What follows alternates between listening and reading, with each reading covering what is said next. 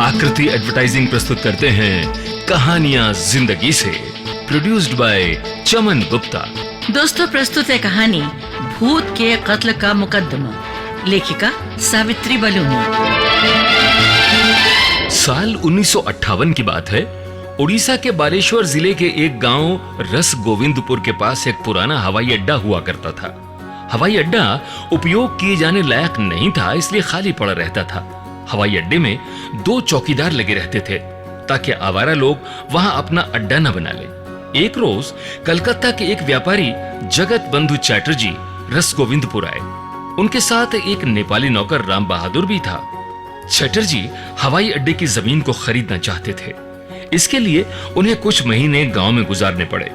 हवाई अड्डे के आसपास आदिवासियों के गांव थे, जिनमें संथाल और माझी जनजाति के लोग रहते थे। 20 मई 1958 की बात है। पासी के एक गांव में रहने वाला एक व्यक्ति चंद्र माझी रात 9 बजे एक चाय की टापरी के पास पहुंचा। उसी दुकान पर चैटर्जी और राम बहादुर भी खड़े थे। बातों बातों में माझी ने बताया कि वो आज रात अपने गांव नहीं जाएगा। चैटर्जी ने उससे कारण पूछा तो उसने बताया कि उसके घर का रास्ता हवाई अड्डे से होकर जाता है और रात को वहां भूत आते हैं। चैटर्जी के मन में कौतूहल जागा। उन्होंने माझी से कहा कि वो उन्हें भूत दिखाने ले चले, लेकिन माझी की हिम्मत नहीं थी। इसके बाद चैटर्जी ने चाय की दुकान वाले से गुजारिश की। चाय की दुकान वाले का नाम कृष्णचंद्र था।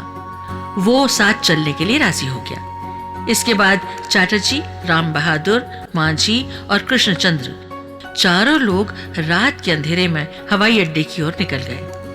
चारों हवाई अड्डे से कुछ 600 फीट की दूरी पर थे कि चैटर्जी ने सबको रोक दिया।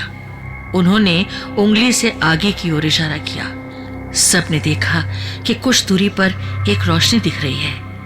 हवा का रुख तेज था और ऐसा लग रहा था मानो रोशनी के इर्द गिर्द दूधिया रंग की कई परछाइयां हवा में लहरा रही हैं। चारों तेजी से रोशनी की तरफ भागे। राम बहादुर उनमें सबसे तेज था, इसलिए सबसे पहले वो पहुंचा। रोशनी के पास पहुंचते ही उसने अपनी कमर में बंधी खुखरी निकाल ली और तेजी से हवा में लहराई परछाइयों पर खुखरी से वार करने लगा। कुछ देर में बाकी 3 लोग भी वहां पहुंचे। डर से बदहवास राम बहादुर हवा में खुखरी चलाता जा रहा था। उसने ध्यान ही नहीं दिया कि कब उसकी खुखरी का एक वार पीछे खड़े कृष्णचंद्र को लगा। कृष्णचंद्र जोर से चिल्लाया। तब जाकर राम बहादुर ने अपनी खुखरी रोकी। उन्होंने देखा कि कुछ और लोगों के चिल्लाने की आवाज भी आ रही है। उन्होंने गौर से देखा तो पता चला कि जिन्हें वो भूत समझ रहे थे वो माझी जनजाति की कुछ औरतें थीं, जो लालटेन की रोशनी में महुआ के फूल तोड़ने की कोशिश कर रही थीं। राम बहादुर ने उन्हीं को भूत समझ के उनके ऊपर खुखरी चला दी, जिसमें एक महिला की मौत हो गई और 2 महिलाएं घायल हो गईं। ये तो थी कहानी जिसमें आपने सुना कि अंधविश्वास, भूत प्रेत आदि पर विश्वास कभी कभी लोगों की जान पर भी खतरा बन सकता है। लेकिन इस कहानी को बताने का एक दूसरा कारण भी है। वो है इस हत्याकांड का केस और अदालत का निर्णय, जिसे भारतीय न्याय तंत्र में मील का पत्थर माना जाता है। और ये केस न्याय के एक बहुत जरूरी सिद्धांत को समझने में हमारी मदद भी करता है। क्या था ये सिद्धांत? चलिए उससे पहले जानिए कि कहानी में आगे हुआ क्या।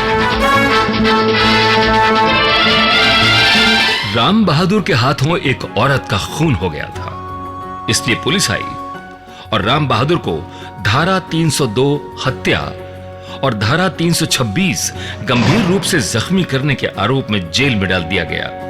मुकदमा सेशंस कोर्ट तक गया, जहां कुछ महीने चली सुनवाई के बाद राम बहादुर को रिहा कर दिया गया। यहीं से यह मामला और रोचक हो जाता है। राम बहादुर ने हत्या की थी, गवाह और सबूत भी मौजूद थे। हालांकि उसका इरादा हत्या का नहीं था, फिर भी हत्या तो हुई थी। फिर राम बहादुर रिहा कैसे हो गया? जी, दरअसल कानून कहता है कि अगर व्यक्ति को सही सही तथ्यों की जानकारी ना हो तो उसे माफ किया जा सकता है, लेकिन अगर उसे कानून की जानकारी ना हो तो उसे माफ नहीं किया जा सकता। इसी तरह राम बहादुर केस में भी अदालत ने माना कि हमला करते हुए राम बहादुर को ये पता नहीं था कि वहां पर इंसान है। उसने उन्हें भूत समझकर हमला किया, इसलिए उसे इस केस में निर्दोष मानते हुए रिहा कर दिया गया। दोस्तों, आपने सुनी आकृति एडवर्टाइजिंग की प्रस्तुति कहानियां जिंदगी से। इस क्रम में कहानी का शीर्षक था भूत के कत्ल का मुकदमा। हम उम्मीद करते हैं कि आपको हमारी कहानी जरूर पसंद आई होगी। पसंद आने पर लाइक करें, और हाँ, अगर आपने चैनल को सब्सक्राइब नहीं किया है तो आप जल्दी से चैनल को सब्सक्राइब करें और बेल आइकन के बटन को जरूर दबाएं, ताकि हमारी आगे आने वाली नई नई कहानियों का नोटिफिकेशन आपको सबसे पहले मिलता रहे। दोस्तों, हमारी जिंदगी से नित नई कहानियां पैदा होती हैं। यदि आपकी जिंदगी की भी कोई संवेदनशील कहानी या अनुभव है और आप चाहते हैं कि उसे लोगों तक पहुंचना चाहिए, तो अपना कॉन्सेप्ट यानी संकल्पना अधिकतम 200 शब्दों में लिखकर हमें भेजें। पसंद आने पर आपके कॉन्सेप्ट का कहानी रूपांतरण कहानियां जिंदगी से में शामिल किया जाएगा, आपके नाम के साथ। हमारा ईमेल आईडी है banerjeemunmun026@gmail.com।